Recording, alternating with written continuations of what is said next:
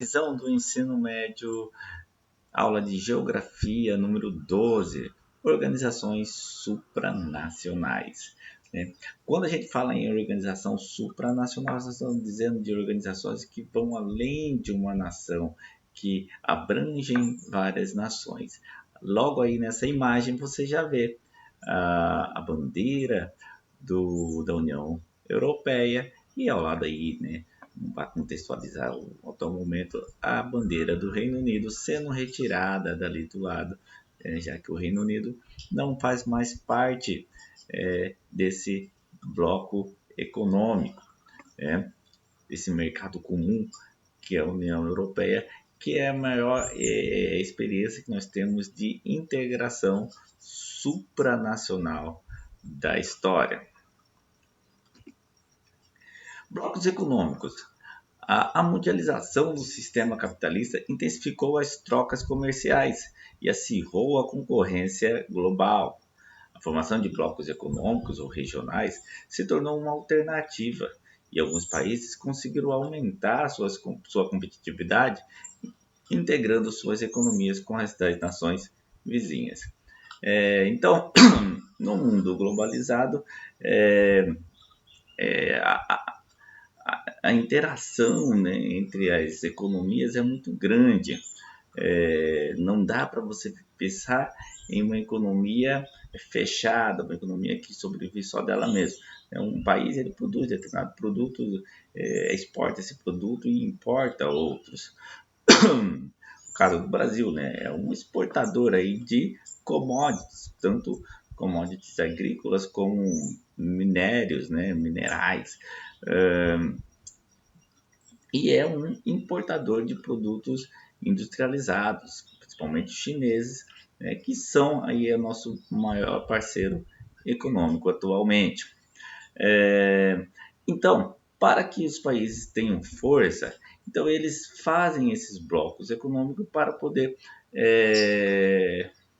ter mais competitividade. Essa é a palavra. Eles buscam competitividade, né? É aquela velha máxima, né? Unidos temos mais força, né? Isso aí qualquer um lá no primário, né, já ouviu essa máxima, né? Que união faz a força, que unidos somos mais fortes, né? Aquela ideia de uma varetinha sozinha se quebra, um feixe de varetinhas não vai se quebrar tão fácil. E aí, no final dessa aula, no exercício, nós vamos ver o quanto é importante esses blocos econômicos e como eles dão certo. Dão certo, sim. E aqueles países que integram os blocos acabam prosperando. Nós vamos ver um exemplo aí do México em relação aos Estados Unidos e vamos ver um exemplo também lá do leste europeu, aquelas nações que eram da antiga União Soviética, que compunham ali uma Europa, vamos dizer assim, pobre, né? E que depois que entraram na União Europeia começaram a melhorar muito a sua economia. Vamos lá, vamos falar sobre três acordos aí que são o NAFTA, o Mercosul e a União Europeia, como eu já citei para vocês. O NAFTA é uma sigla em inglês para o Acordo Norte-Americano de Livre Comércio, que constitui um bom exemplo para demonstrar os principais mecanismos de uma zona de livre comércio. O acordo entre Estados Unidos, México e Canadá entrou em vigor em 94.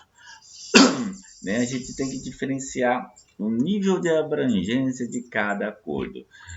O NAFTA é apenas uma área de livre comércio. Não abrange, por exemplo, moeda única, não abrange liberdade de circulação de pessoas e serviços, né? Jamais que os Estados Unidos faria um acordo nesse patamar com o México, já que eles pensam mais ali em cercar as fronteiras do que abrir as fronteiras. Então, nós vamos ter aí o NAFTA como um exemplo de área de livre comércio, mas restrita a essas trocas comerciais. Vamos dizer assim, os Estados Unidos querem produtos mexicanos e querem vender para o México, mas não querem os mexicanos. Aqui no Mercosul, já vou adiantando só para a gente ter uma ideia, no Mercosul nós temos um exemplo de união aduaneira, uma união aduaneira, ou seja, os países fazem um acordo de cobrar os mesmos impostos, aduana, né, tá nessa área de impostos, de cobrar. Então, a mesma prática vale para todos os países do bloco, né, tanto para outros fora do bloco. Por exemplo, Brasil e Argentina querem comercializar algo com a China. A aduana tem que ser a mesma, né? Não pode haver uma guerra comercial. Isso ajuda a que não haja guerras comerciais que levem, por exemplo, dos dois acabarem perdendo, porque aí eles vão diminuindo imposto e acabam os dois perdendo. O nome Mercosul, não, já vou passar aqui para o Mercosul, já estou falando dele. O nome Mercosul, Mercado Comum do Sul, apesar do nome, atualmente apresenta a característica de uma união aduaneira estabelecida entre Brasil, Argentina, Uruguai e Paraguai, que iniciaram seu processo de integração econômica em 91 com a assinatura do Tratado de Associação.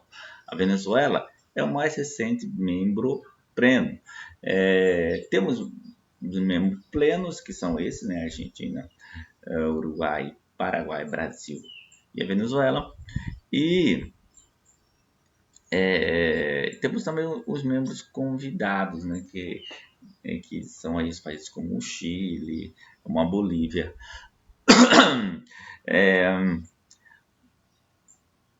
Logo aí já diz, é um mercado comum do Sul, mas não é um mercado comum, né? A Europa é um exemplo de mercado comum, né? Porque tem integração econômica, né? Tem livre circulação de mercadorias e pessoas, tem moeda única. Então, o Mercosul não, apesar do nome ser mercado comum do Sul, não é um mercado comum ainda, é apenas uma união aduaneira que, como eu já vinha explicando para vocês, é essa associação aí para organizar a cobrança de impostos, né, as diretrizes entre os países.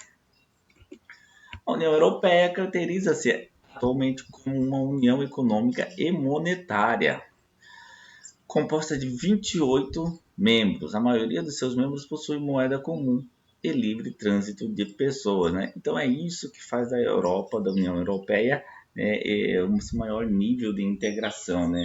Esse mercado comum europeu, né, que já passou da característica de mercado comum para ser uma união econômica e monetária, né, já que, né, todas as diretrizes econômicas são decididas em bloco, e o dinheiro, né, o euro, né, todos os países do bloco usam a mesma moeda. Você poderia dizer, não são todos.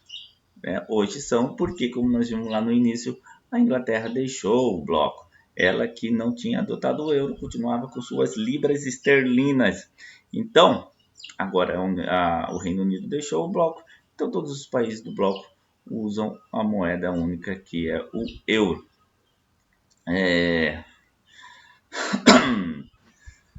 Bom, aqui um exercício básico que eu falei para vocês no início da aula. O comércio externo constitui um dos aspectos mais importantes da economia nacional. Em tempos de globalização, observe, por exemplo, o mapa abaixo que apresenta do lado, né, que apresenta as importações dos Estados Unidos provenientes do continente americano. Então, esse círculo aqui, né, representa a quantidade que os Estados Unidos importou de cada país desse. E aí você percebe que os maiores parceiros econômicos dos Estados Unidos no continente são México e Canadá. Que coincidência, né? São os países que compõem a ALCA, né? A área, não, opa, desculpa, o NAFTA, né? Que é esse acordo de livre comércio da América do Norte. Já que eu falei, a ALCA seria, né, o sonho dos Estados Unidos, a área de livre comércio das Américas, que não prosperou exatamente por quê? Porque a abrangência é muito pouca, né?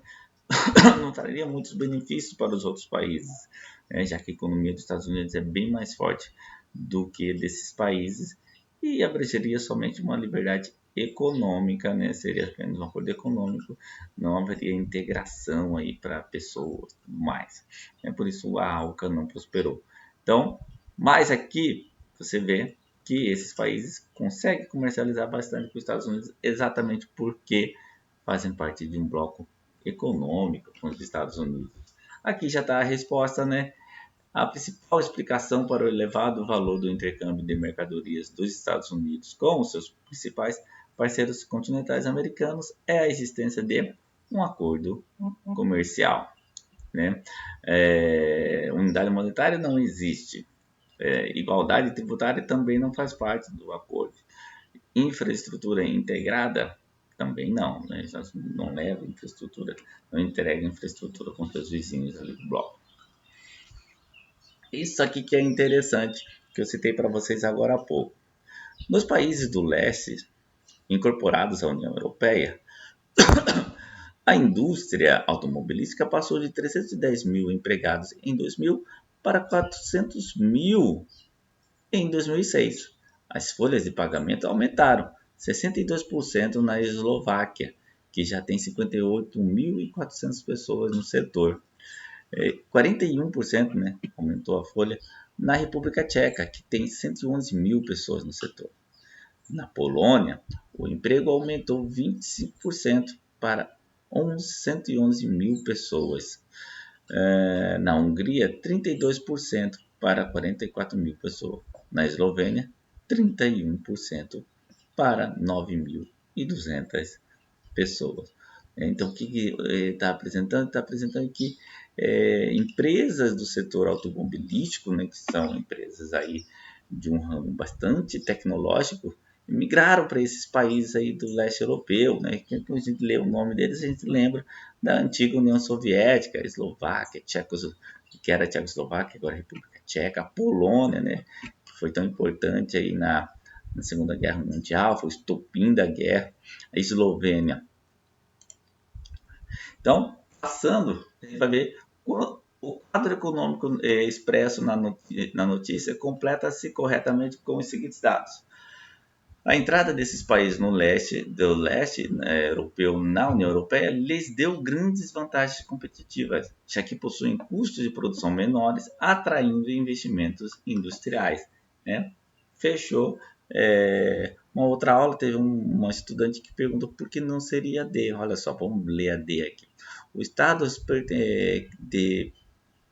O fato de pertencer à União Europeia torna esses novos países membros, verdadeiras portas de entrada para mercados de maior poder aquisitivo, fazendo com que a indústria de países em desenvolvimento procurem para lá se instalarem. Lógico que não, né? As indústrias, geralmente é a indústria de um país desenvolvido que se instala num país em desenvolvimento ou subdesenvolvido, não o contrário, que é o caso que fala aqui, que fala um país em desenvolvimento se instala um país que está prosperando. Não, o contrário, é um país desenvolvido, uma indústria de um país desenvolvido que busca mercados, busca mão de obra barata, busca acesso à matéria-prima com mais facilidade. Essa aula fica por aqui, espero que tenham compreendido, que tenham gostado e curtam aí o nosso canal e continue seus estudos. Tchau, tchau, fique com Deus e cuide-se bem.